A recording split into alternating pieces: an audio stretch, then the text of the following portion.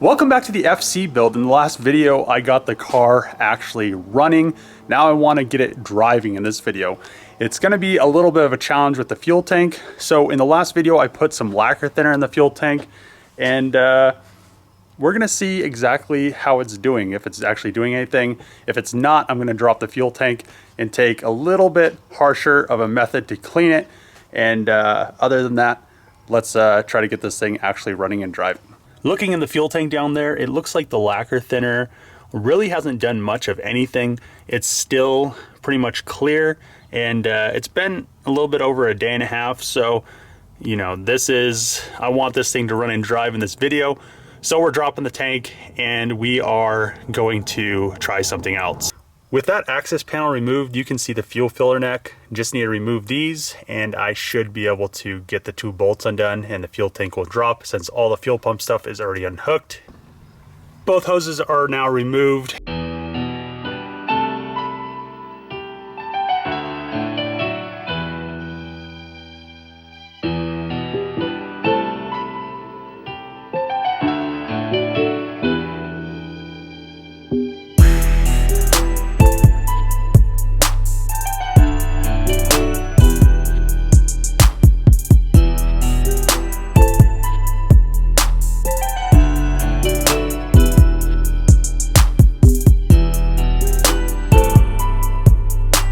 Got the fuel tank out. It is a little bit cleaner than I was expecting. One thing, a rodent was calling the top of the fuel tank home. So now I'm going to clean it and probably make the outside look better as well. The lacquer thinner actually did something to the fuel tank. It didn't do anything to the rust, but it did get some of that varnish. You really can't see it in there. It's really hard to see, but it did barely clean some stuff up. So I ended up getting some muriatic acid. So just filling the fuel tank up with some nice clean water, and after this add some acid. This stuff is actually pretty dangerous, so wear gloves and don't breathe any of the fumes in.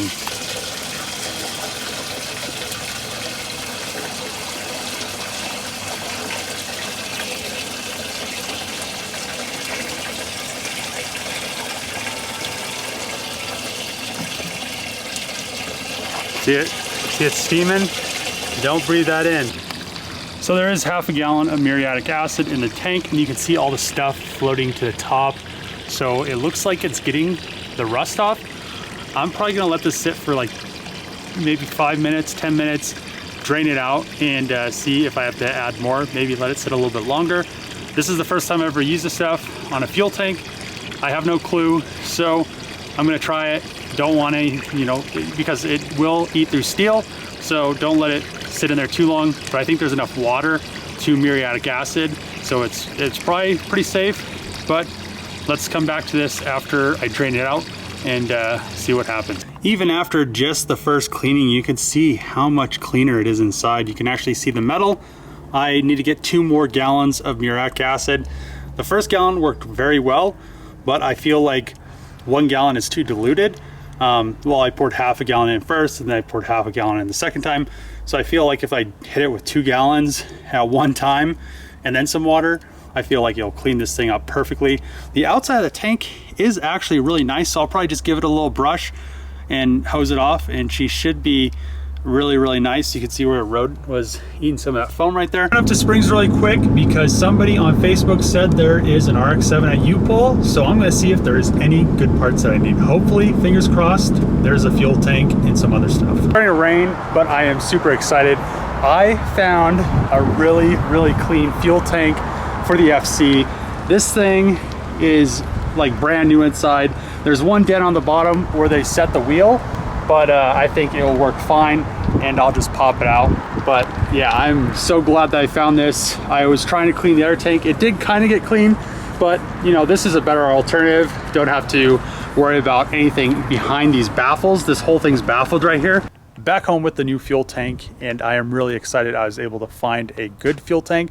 So what I'm gonna do is degrease the outside of it, and after that is done, I have a new fuel pump and fuel filter. I can get this back in the car, and then I should be able to drive it after I bleed the brakes. But yeah, she is kind of dirty outside, and I'll have to put new hoses on it. But other than that, I'll show you the inside when I do the fuel pump. It looks brand new. You guys probably won't be able to tell from the outside of the tank, but the inside is spot on. So I'm really pumped about this. Let's get this thing clean.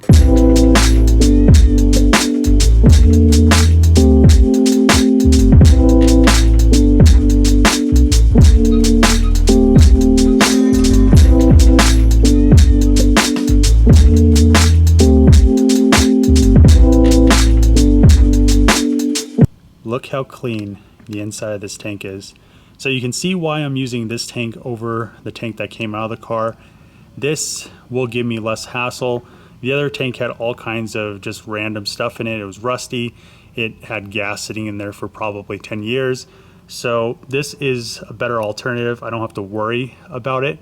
Also, the sending unit, my fuel gauge should work, and I'm gonna replace this fuel pump right here with this 255. I got a Z32 fuel filter. So all this stuff I'm gonna put together.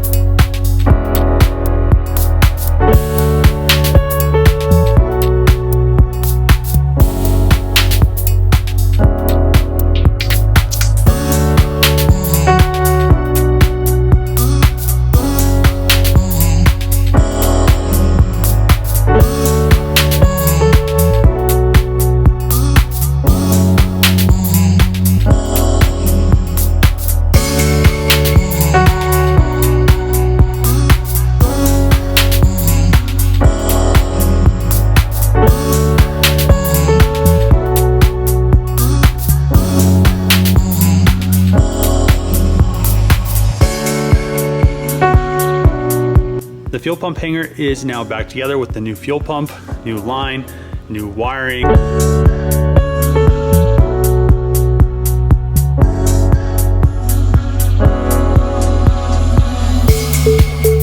The fuel tank is ready to put in, and I also pulled the exhaust off. So now we're gonna hear these Doritos roar. Last night it was pretty dark out, but I did get the fuel tank back in with new lines, and all she really needs now is some fuel in her. Fuel tank is now all buttoned up. The new fuel lines are now run, and pretty much all there is left to do is put this inspection cover back on, plug the fuel pump back in, and put a new fuel filter on it and try to start her up. New fuel filter is now installed. It's a fuel filter from a 300ZX twin turbo. The line size is the same and everything. My bracket on my FC was already broke, so this is a good replacement, and they had to order the FC one, and they had this one stocked. I'm going to clean the interior because the interior is really, I don't know, it's been sitting a long time, so it needs a clean, and I'd rather have it clean before I go take it for a test drive than have it all gross like this and be driving it around.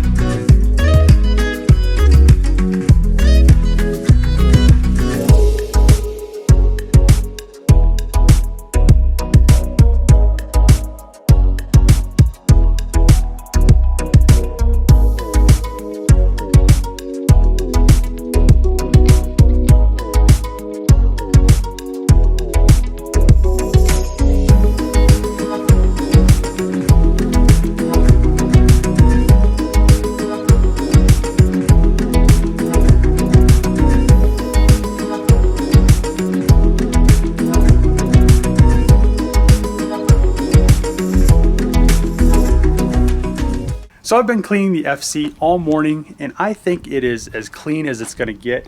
It is a lot cleaner than it was.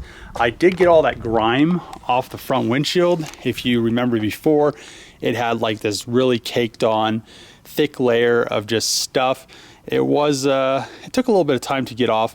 I think it's from the dash disintegrating and all the window tint glue disintegrating and just kind of never being opened for so long. It just kind of stuck to the, you know, the highest spot, the windshield. The headliner probably has some of that stuff in it, but you're not looking through the headliner. The carpet seats I shampooed, and the carpet actually came out really nice. It almost is like thick. It's almost like Mazda used like a shag carpet compared to all the other 80s era cars. This carpet is so thick. It was like, just like, you know, I could like comb it almost. But the shifter boot was okay. Some of the, you know, the steering wheel obviously wouldn't come back. I probably could razor blade the outside layer of this off because it looks like there's another leather layer underneath. You can actually see the gauge cluster now a lot better. It has a bunch of dust on it. The glove box is cracked. You know, a bunch of stuff is bad in this car. You know, from sitting so long, it just, you know, cars can't handle just being closed up for long periods of time in really hot weather, especially 10 years. So stuff starts to disintegrate, like the dash and the doors and all this trim stuff, but at least I am comfortable touching it and wiping my hand on it now. I don't feel like I'm gonna get like the hantavirus from, there really wasn't any mouse droppings or anything in here, which was surprising because usually mice love to build nests and stuff inside cars, especially old cars like this. The cubbies in the back didn't have anything in them. They looked brand new inside. And the trunk area, it looks pretty decent. It just, I mean, it's look, another piece fell off. It like literally is just like disintegrating from itself. But the back is as clean as it's gonna get. And I think it now is pretty much drivable. So I wanted it clean. So when I was sitting in there, I wasn't just gonna be miserable because it was so dirty and disgusting and stuff like that. So now it is drivable. The seats pretty much came back. The driver's seat has the normal bolster tear, but the passenger seat is, other than fading, is a really nice seat. It doesn't have any rips or tears, and the foam underneath feels extremely firm, and it feels like it'll hold you. The driver's seat, you know, those things always, from getting in and out, the foam disintegrates on those as well. Gonna put fuel in the car. I have a few gallons. I'm pretty sure the tank is all buttoned up. I ran all the new lines, all the new fuel system. The whole fuel system is brand new. Shouldn't have any issues with the fuel system. I'm not sure if there's any issues electrically with the fuel pump. I've never tried to start the car with the intake fuel pump because the tank was so bad. Luckily enough, I did find that tank. It had a good sender. It had a good fuel pump in it too, but I wanted to upgrade it because it was an NA car. I upgraded with a 255, so I shouldn't have any fuel starvation issues. I did pull the exhaust because the back was rusty. Other than the exhaust rusting, there really isn't any other rust on this car, which is surprising because a lot of people say that these cars are notorious for rust in the quarters and stuff, and in the rockers. But this car, you know, Colorado is a really dry climate, and that's also what I'm going to do. I'm going to wait for the seats and the interior to dry. It'll probably be like 100 today, maybe like 90. There's not really much humidity, so the interior should dry out really nice. And that's kind of why I was comfortable with spraying it with the hose inside. I just gave it a nice, you know, made it nice and damp. So when I vacuumed it up, it vacuumed all the excess soap up, because you really don't want soap to be sitting in there. You want to get all the soap out of the carpet, because it will just get dingy really quick if you don't. And yeah, I think other than new tires and doing the brakes, which I'm gonna probably just use the e-brake for the first test drive to make sure she drives all right and everything. But other than that, after I get back, and if she does drive well, I will, you know, bleed the brakes, figure out what exactly is going on with there being no brake fluid in there. if one of the pistons on the calipers is leaking, I have no clue. So I really haven't looked into that. Let's hear if the pump primes.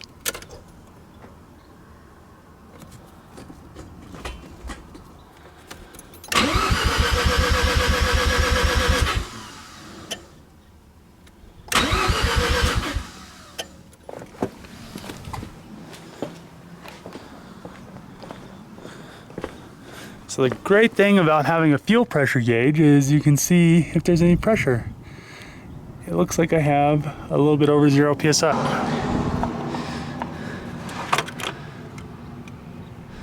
Let's try the fuse.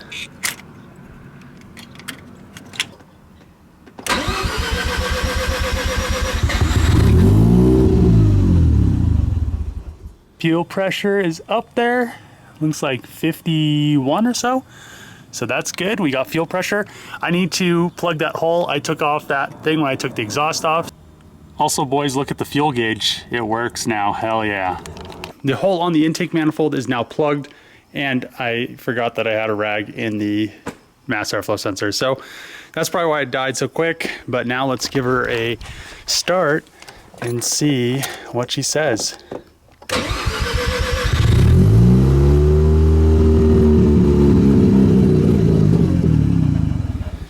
She says she doesn't have a idle air control valve, so I have to manually give her the revs.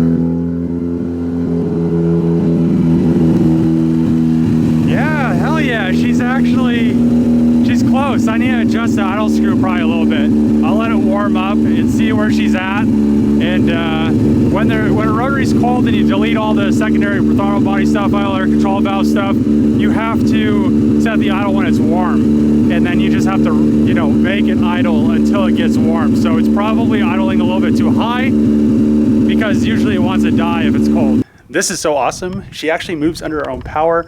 I just pulled it around the driveway and did the loop because the brakes really don't work. The e-brake kind of works. So I'm gonna let the seats dry. I put a towel down just so I could move it out of the way instead of having to push it. Pushing cars sucks, and when they actually drive, it's awesome. Also, this is the water from all the cleaning of the interior. It's so gross. And now that all that stuff's out, the car actually smells not like an 80s car anymore. It smells kind of nice. We'll see how it smells after it's dried out and closed up for a day. Hopefully that weird 80s old car smell doesn't come back. They all smell the same. Mazda, Nissan, anything. So we'll see. Before I take it on a drive, I need to order an air filter and put the air box assembly all back together. That's gonna wrap up this episode of the FC project, and this car has come leaps and bounds from finding it in a field, sitting for 10 years, being super decrepit, to a running and driving car that I don't have to push around anymore. So this thing needs a few things before I actually take it on its maiden voyage: air filter, oxygen sensor. So next time I'm going to do that. But in this video, I got the interior clean. I got all that other stuff done. If you like these videos, click that subscribe button, give it a thumbs up, and throw a comment below. See you guys next time.